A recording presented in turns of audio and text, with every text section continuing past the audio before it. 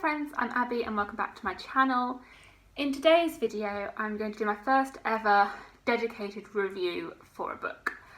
So as I'm a bit anxious about doing a dedicated review, I don't quite know why, but I am a bit nervous about it.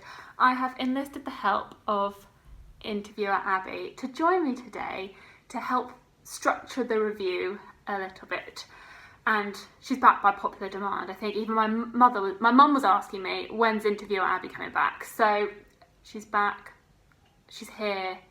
Not sure she's too happy about it, but she's here. So the book that I'm going to be reviewing today is The Devil and the Dark Water by Stuart Turton. This is his newest release. I read last year The 7 Deaths of Evelyn Hardcastle by the same author and absolutely loved it. So hopefully I'll be able to explain why I really liked this book as well. This is the thing I'm scared about with reviews, is being able to get all my thoughts out in a succinct way and make sure I explain everything well and just get everything out. Let's just, without further ado, get into it and see how we do. Hello, Abby.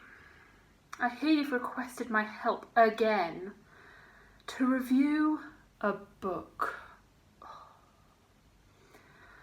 Well, I guess we might as well get on with it. What is this book about? I would say that The Devil and the Dark Water is a historical murder mystery which incorporates elements of the supernatural and the superstitions of the 1600s. At the end of the book, Stuart Turton does put in a little note saying that he doesn't want to specifically say what genre this is.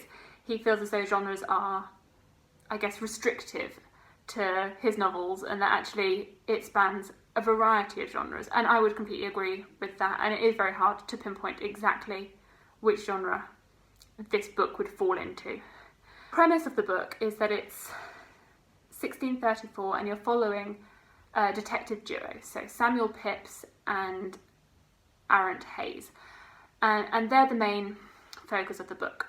And at the beginning of the book, everyone is boarding a ship to sail from the Philippines to Amsterdam, and Pepys has been accused of a crime and is being sent to Amsterdam to be executed for his supposed crimes. So you're on board the ship, and it supposedly is an 8-month voyage across the dangerous seas to get from Asia back to Europe. And this would have been a dangerous journey in history. It's not just for this particular ship, although this ship has other elements that will make it dangerous. And you're following Arent Hayes as he is trying to prove his friend's innocence.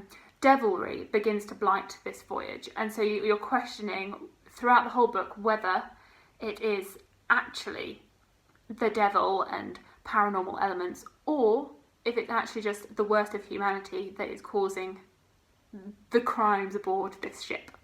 There is this twice dead leopard that just keeps being reborn. Strange symbols appear all over the ship. And so you're like, is it a demon? Is it the devil? What is it that is causing for everything to go wrong? And so Arent, as well as trying to prove that his friend is innocent, he is also trying to solve the mystery that is this ship and what is going on.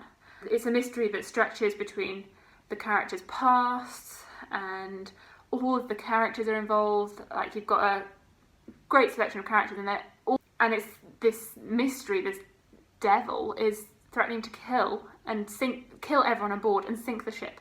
So that is the premise in a nutshell, that there is quite a lot going on, but you've got this closed group of characters that are on this ship. It's very claustrophobic in a way that you can't get off this ship. You are in the middle of the sea.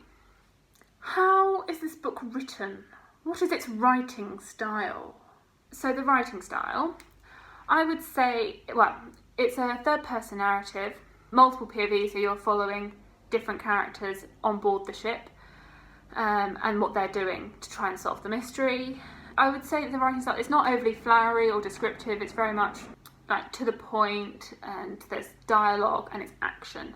It's not the most lyrical or whimsical writing style. It is very much just this is what's happening, this is what's going on. What about the characters? How are they? Tell me about them. So there are quite a few characters in this book. At the beginning of the book, there is a list of the characters, which is very useful. So you have the notable characters like the guests that are on board the ship, and then you also have the crew. So there are quite a few characters for you to get your head around. But the main ones that we follow are Samuel Pipps and Arent Hayes, who are the detective duo, as well as Sarah, who is the Governor General's wife.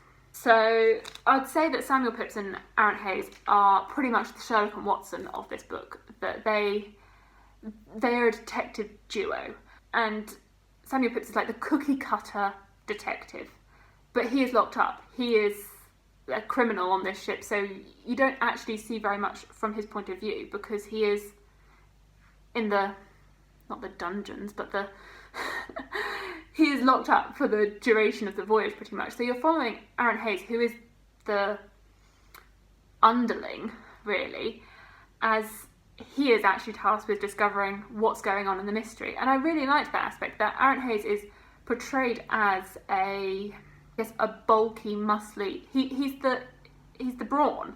He's not portrayed as the clever clogs. He's the muscle. And I really liked how he is always trying to, Arent as a character, he knows that he's muscly, he knows that that's where his strength is, but he wants to be clever, and he is clever, but he feels inferior because he's always comparing himself to Pipps. Like, he's constantly seeing himself as inferior, when actually he's a really clever person. And it shows that he's only seen for his muscles and not for him as a person, and it's him trying to figure out who he himself is internally, and that discussion. And I felt that was really well done in here, and how he doubts himself, and how that's a character that so many of us experience, that we're not just one thing, that we are many things. There's much more to our personality than just one aspect. And then Sarah, who is the Governor General's wife, and she's amazing. She's like such a great female character, and I guess she's very modern for the time, that she does express some quite modern thoughts, but I liked it, and I liked how the modern aspects were incorporated in. She seems to be like a very complex character. She is stuck in this loveless marriage to the Governor General, hates her life with him. She's been stuck with it for like 15 years, but she's trying to find her own identity and trying to rebel in a way, and just figure out what's going on, and figure out she wants to have power as a female in this book. Yeah, and then the Governor General, who is the one that seems to have organised this whole voyage, he seems to be at the centre of it all. Like, he's plotted everyone and put them all into their places. There's a really great quote about female empowerment in this. Just read out. So it says, "Because men don't like being made to feel stupid, and there's no other way to feel when you start talking. Cleverness is a type of strength, and they won't accept a woman who's stronger than they are. Their pride won't allow it, and their pride is the thing they hold dearest."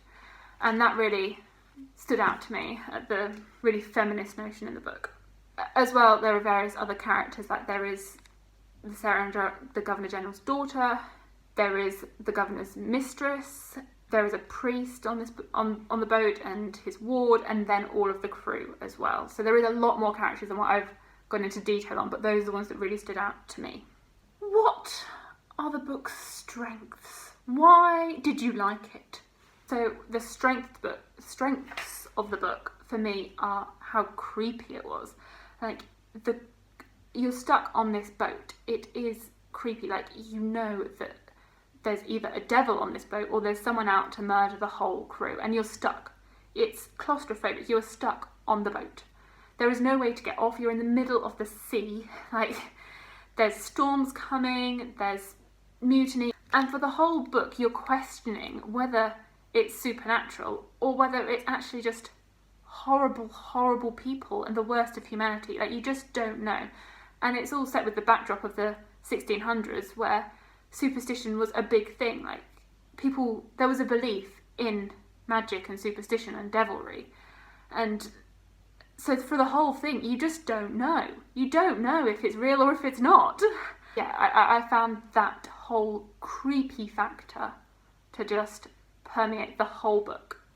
Like, the whole time is just creepy. I'd say the characters are super interesting. They're all very complex. I would also say that although Stuart Turton doesn't call this historical, and he says that he hasn't put all aspects of history into this book, it's not completely accurate. I did find it highly educational. It's very, it's an interesting part of the time period. I knew nothing about the East India Trading Company and what it was like to sail from the Philippines to Amsterdam during this time. I found that really interesting and educational, and gives you a snapshot into what that period of history was like. And then there was another quote that I really liked in the book, which I will just find. I really liked the messages that Stuart Turton tried to portray, and that although it is historical, he did try and fit in some very modern messages. And I felt like they were interwoven very well. That you have the feminism, and then you also have this comment here, which is, the weak shouldn't have to fear the powerful, and the powerful shouldn't simply take what they wanted without consequence. Power should be a burden, not a shield. It should be used to everybody's betterment, not merely for the person who wielded it. That message did really strong with me, and I think there are quotes throughout here which are very powerful and poignant. So, what didn't you like? What are its weaknesses? So, weaknesses. It took me a little while to try and think of weaknesses because I really enjoyed it. I really, really enjoyed this book. The only things I can really think of is that there are quite a few characters. It can be a little bit confusing when there are so many members of the crew and so many people on board the ship. I mean, there is the guide at the beginning, which is very useful and definitely needed. But at some points I did get slightly confused with the captain and the different officers and the members of the crew. There was quite a few of them. So I don't quite know how it could have been simplified, but potentially, maybe I just read it too quickly. There was just a lot of characters. And then, again, maybe I read it too quickly, but the conclusion, I felt like I had to really pay attention to what was going on to figure out what the twist was and the message. And I get it, I understand it, but it is slightly confusing to wrap your head around. You have to concentrate, especially at the end, and maybe because I was really enjoying it and racing through the story that I didn't quite click it all as quickly as I should have done. I don't know if that's really a weakness, because I couldn't guess the plot twist. I didn't get it. If you did get the plot twist, then hats off to you. And when I have had a look at a few reviews, and some people have said that it's slow, and I don't know what book you read, but I did not find this slow at all. Who would you recommend it to? So, I don't think this book will work for everyone. It really worked for me, but I honestly think that it won't work for everyone. I think if you don't like historical fiction, then you're not going to like this, because it's all set in history.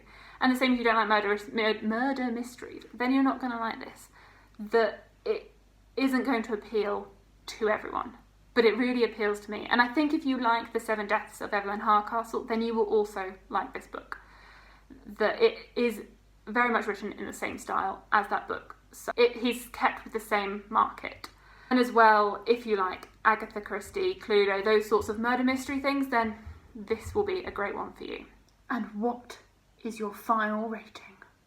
Overall, my rating for this book is a 4.5 stars. I loved it. I really, really loved it. I hope you enjoyed this review, and I really, really hope you pick this up. I think it would work really well in October for spooky season. I would love to talk to other people about this book, because currently I feel like I'm the only one that's read it, and also it is stunning.